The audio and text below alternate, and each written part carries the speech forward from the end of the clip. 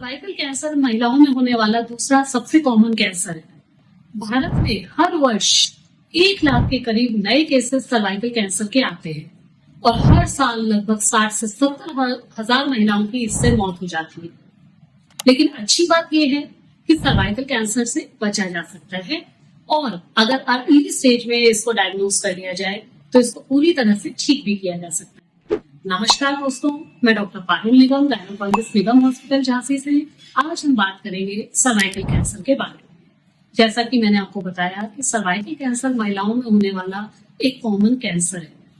इसकी वजह है एक वायरस, HPV यानी कि ह्यूमन पैपिलोमा वायरस। ये वायरस एक DNA वायरस है और इसके 200 से भी ज्यादा टाइप्स होते हैं, बट इसके कुछ टाइप्स ऐसे हैं जो कि सर्वाइकल कैंसर, एनल कैंसर या फिर थ्रोट कैंसर कॉज कर सकते हैं।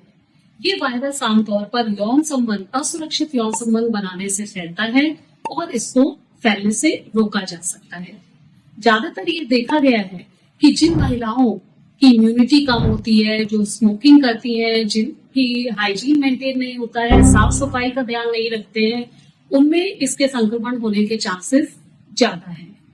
ये वायरस उन महिलाओं में भी जल्दी होता है जिनके मल्टीपल सेक्सुअल पार्टनर्स होते हैं या जो बहुत कम उम्र में सेक्सुअली एक्टिव हो जाती हैं या यौन संबंध बनाने लगते हैं, उनके में भी इसके होने के चांसेस ज्यादा होते हैं। तो क्या अगर ह्यूमन पैपिलोमा वायरस प्रेजेंट है इसका मतलब उस महिला को कैंसर है ही या हो ही जाएगा?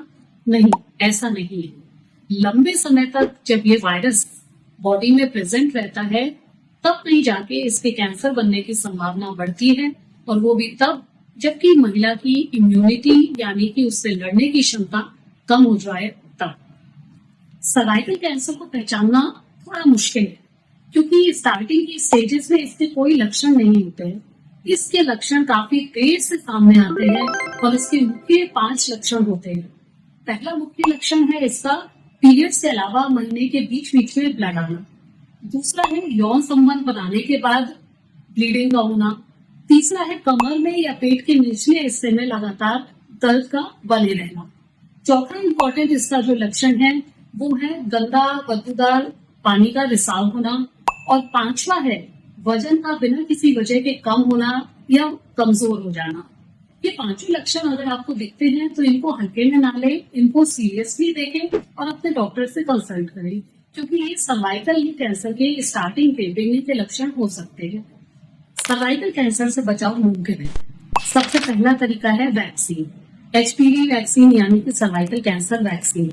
ये बहुत ही सेफ है और इफेक्टिव है। 9 से 14 साल की उम्र में इसको लगवाना सबसे ज्यादा फायदेमंद है, लेकिन इसको 26 साल की उम्र तक या कभी कभी 45 साल की उम्र तक भी लगवाया जा सकता है।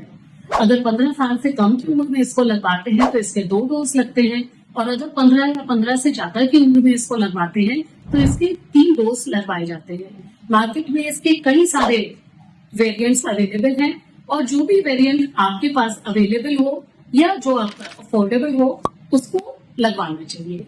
इससे काफी हद तक सर्वाइकल कैंसर से बचा जा सकता है। सर्वाइकल कैंसर से बचने का दूसरा तरीका है रेगुलर स्क्रीनिंग। अगर हम इसे अर्ली स्टेज में या बनने से पहले प्री कैंसरस स्टेज में डायग्नोज कर लें तो इसको बनने से पहले रोका जा सकता है।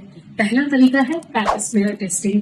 21 साल की उम्र के बाद 30 साल की उम्र तक हर 3 साल में पैप स्मीयर टेस्ट करवाएं और 30 साल की उम्र के बाद हर 5 साल में पैप स्मीयर और ह्यूमन पैपिलोमा वायरस की टेस्टिंग कराएं।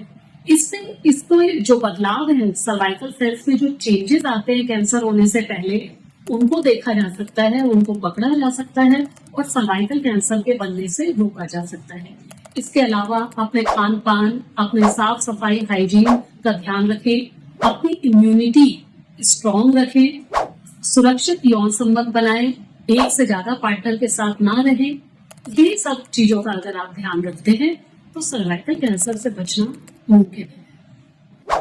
अगर पैप स्मीयर में कोई चेंजेस आते हैं या ह्यूमन पैपिलोमा वायरस आपकी जांचों में डिटेक्ट होता है तो आपका डॉक्टर आपको कोल्पोस्कोपी एडवाइस कर सकता है, और कोल्पोस्कोपी में चेंजेस मिलने पर बायोप्सी की जरूरत भी पड़ सकती है।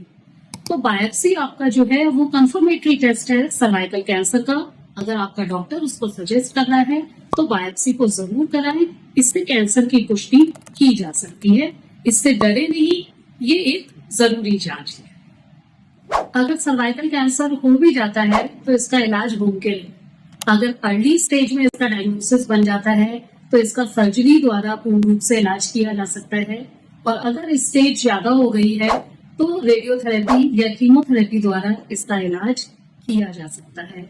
और फाइनल स्टेजेस में इसके सिम्टम्स में रिलीफ पहुंचाया जा सकता है। हालांकि उसको ठीक करना लास्ट के स्टेजेस में मुमकिन नहीं है।